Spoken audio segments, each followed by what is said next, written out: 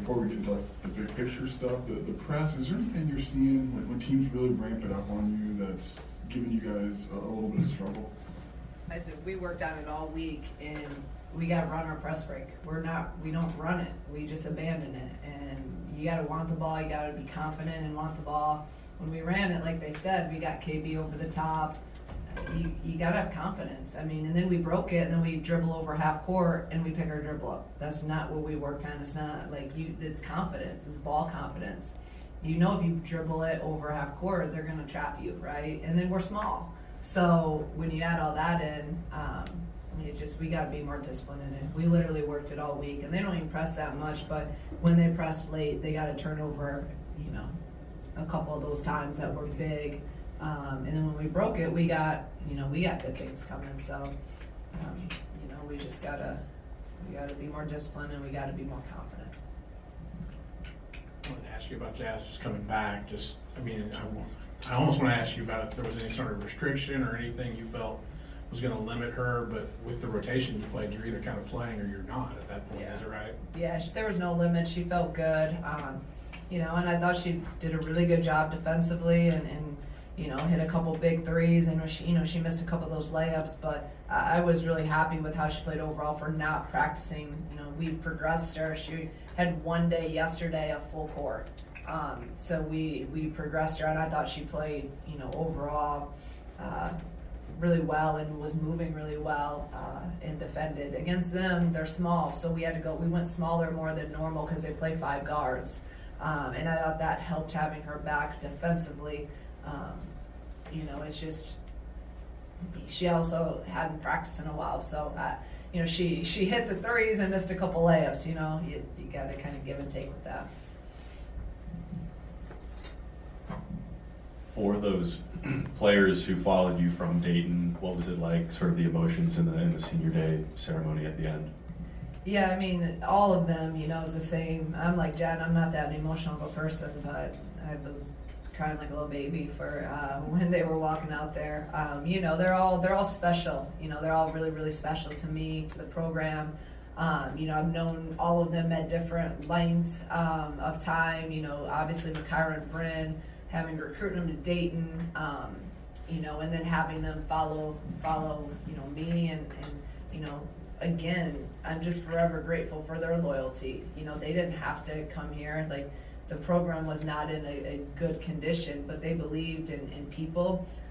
They believed in a vision, and that's why I think this is a special group, because a lot of things right now, people make decisions for other reasons. These guys have always made decisions and choices for the right reasons, and they're just really good human beings. They all individually hold a special place in my heart now and forever. Just when I'm trying to think. Okay. That's how I feel right now too. When Josh comes to you 3 years ago and asked you to take the job, and that conversation that you had with him to be where you are now 3 years later, just what's sort of that journey been like for you, and to see this player group kind of go along with that journey with you as well?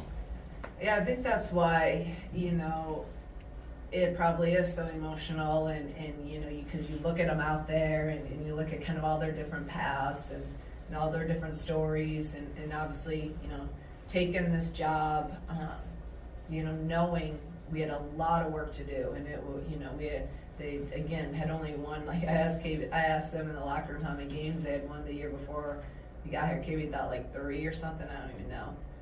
I'm like, I think it was 9. Okay, 9. Well, KB, it probably felt like 3. Big 10, that's what she thought, yeah. Anyways, so, in that first year, I knew it was going to be a process, but we believed, and I knew that we could get it done here. I knew that we had the leadership, the administration, the resources, the facility, the community. So we really believed. Obviously, I would have taken it. But, I mean, again, I told you at the end of the first year, if you had told me we made the NCAA tournament that year, I probably thought you were crazy. And then last year, high expectations, had a couple bad losses, and then got it all together and played really well at the end and won that championship, the first one ever, postseason. And now this year, obviously played really well in the non-conference, and then to get hit by injury, all this stuff happens, and now to again be able to win 21 games and 11 in the big. I mean, I keep saying the same words, but I can't even, I don't even have the right words to articulate what they've done, this team, all of them, the seniors obviously, but just every year to be able to do what we've done in 3 years. Credit goes to our players, credit goes to our staff. This is not, we can't do any of this without our staff. We have the best staff in the country. And so I'm just very proud and grateful for each and every one that's kind of made their mark, along the way. But I think we're in a really good position, and we just got to continue now to carry it on into postseason and obviously into the coming years. Not the result you guys might have wanted, missing out on that double bye, but still getting that single bye and getting some extra time off. What does that mean for you guys and all the players that have been logging a lot of minutes lately? Yeah, we got some good rest this week, and it is what it is at this point. Like I said, you got to find a way. You got to be mentally tough to fight through fatigue, because everyone's tired, and we've played 5 or 6 really all year, so it's nothing new. And so we just got to continue to fight and be strong with that. But yeah, it's to even be, and I've said to you guys, to even be in the conversation where we had an opportunity going into the final game to finish in the top 4, behind UCLA, USC, who are both top 5 teams and have a chance to win a national championship, and then Ohio State, who's a top 10 team. We're right in that group of all of those programs. And obviously had this game and had this and then just kind of crumbled at the end. But, we only going to get 2 days, 1 day off tomorrow, and we're back at it. So there's really no rest. They can rest when season's done, and then we'll rest.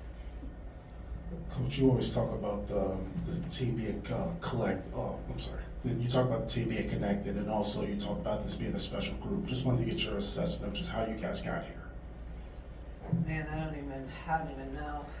There's some days I don't know where we're going to get, and I think that's what makes it now so special when you do these things and when you look back on this team because of kind of the road we've taken. And again, how many times you get to have the same kind of core group for 3 years to be able to go through a lot of those things. You just don't see it nowadays, and I don't know if you'll ever see it a lot. I hope we can continue to keep our same roster and continue to build the culture, because like I told our team, and it's what we did really at Dayton, it's you graduate people, but you're sustained success because it's just the culture, the expectation, it's just what you do. And that's where this senior group, it has, and when I talk about legacy, well, you leave your legacy by passing on the standards and the culture and what it's about, and you expect to win.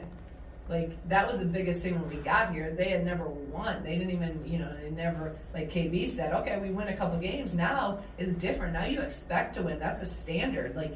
It's what we do. So I think that's the greatest thing that this group has done, that they can continue to pass down that legacy, the standards of, hey, we're here. This isn't just, okay, let's be happy we win a game. No, we want to win every single game that we go out there and sustain success in building a program.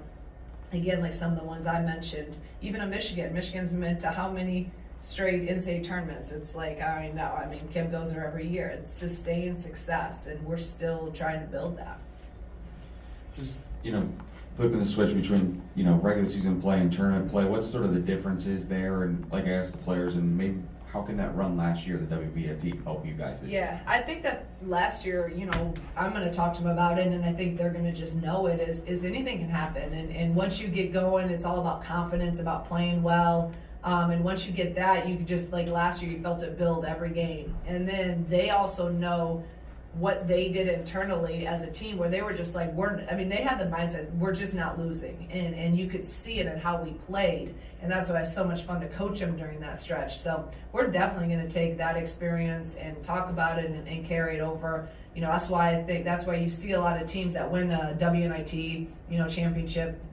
The following year, usually they're always in the NCAA tournament, and some of them have made some runs because of that. So that's great, experience and valuable to us. So we're gonna take that. And also to answer the first part of it, what's different about postseason is, and especially for a group of seniors, every game could be your last game when you get into the NCAA tournament. And when you play with that fire and determination that you don't want it to be done, you can do some special things.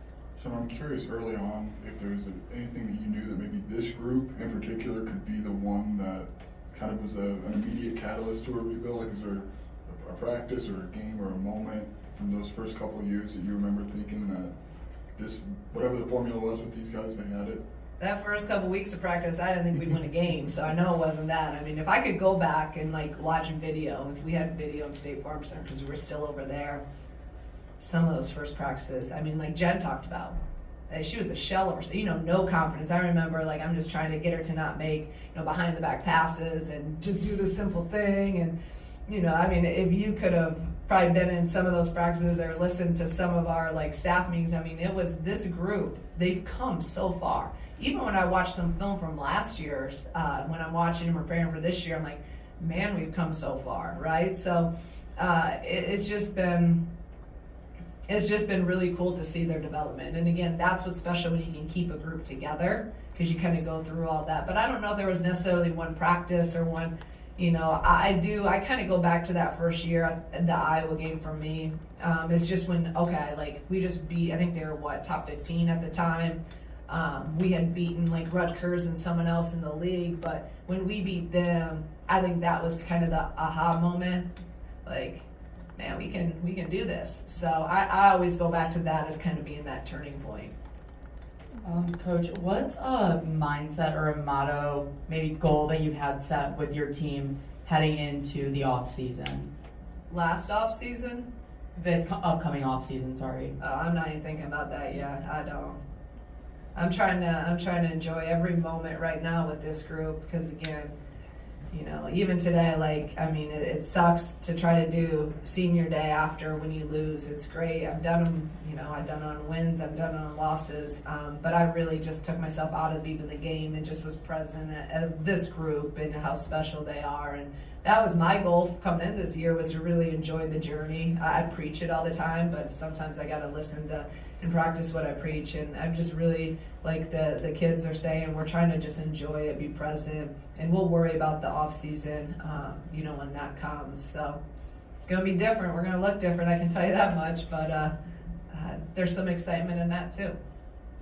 To dovetail off of Joey's question, did you learn anything this year about, we hear coaches all the time in your sport talk about get old, stay old. Did you learn anything about coaching 22 and 23-year-olds this year about how it's different than what you've ever had? I know you had veterans at Dayton, but... Yeah, and we did. That was one thing, but I also think that's why we had sustained success there, because then there wasn't as the portal, so we would get kids and we would keep them in our program and develop them, and then they would be that next group, the group graduates and then that next group fills in, maybe plug in a transfer, but they'd have to sit out that. So it's a little bit different time now, but I do believe in experience, and I believe in, again, keeping a group together. So we're going to be really young next year, right? We're going to have a lot of true freshmen, very talented, but they haven't been through stuff together. They haven't been through the hard times, and that's where you build that unity and together. We were built to sustain this year in our adversity because of last year and the year before. I don't think we sustained that first year. You've got to go through hard times together to be able to get through hard times. And so next year will be different, but that's also why, and we have some experience coming back. We're going to have to address some things with the portal from that too. So yes, I learned I like experience. A long-winded answer to yes, I want to stay old, but some of that has to, like Michigan, they kind of got that. They got 3 studs as freshmen, and then a couple old guys that just know what to do. So we'll kind of go both ways with that. I think it was Camille at the end of last year in Indianapolis that said not a lot of teams make it to April, let alone March. I guess is that the same mindset this year, and what's key to keeping that mindset up? Yeah, I mean, only what 4 make it in the NCAA tournament. Only 4 make it to the Final Four in April, and then obviously in the WBIT. So it's special to play that long, and it was special, and it was fun. It was a great ride last year, and You know, my goal always has been every team I've coached, whether I was an assistant or a head coach, you know, is to get out of that first weekend. But I also know anything can happen and a run can happen. I know I've talked about as an assistant our run at Dayton to the Elite Eight. Like, it's just all about, you know, our run last year to a championship. It's all about finding confidence and just playing your best basketball at the right time. And it's kind of a fresh start. You get into postseason and really it's everyone 0-0 and nothing matters, and you just go out there and you fight. And it's all about matchups at the end of the day. And some of that you get lucky with, and does that team match up with you? It's all matchups when you get in the NCAA tournament. All right, thank you. Okay. Thank you, and thank you guys for your